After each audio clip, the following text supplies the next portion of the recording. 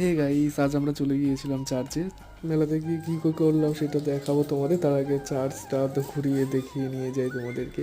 তো আমরা তো ভেবেছিলাম ভিতরে গিয়ে ভালো করে ভিডিও তোমাদেরকে সব দেখাবো, কিন্তু ভিডিও করতে দেয়নি, এই জন্য বাইরে থেকেই সব কিছু দেখতে হলো, ভিডিও করতে হলো। আর হ্যাঁ, তোমাদের 25শে ডিসেম্বর কেমন কাটলো সেটা অবশ্যই জানাবে। ও এগুলো দেখো কত সুন্দর করে সব সাজিয়েছে, প্রত্যেক বছরই এরকমই সাজায়।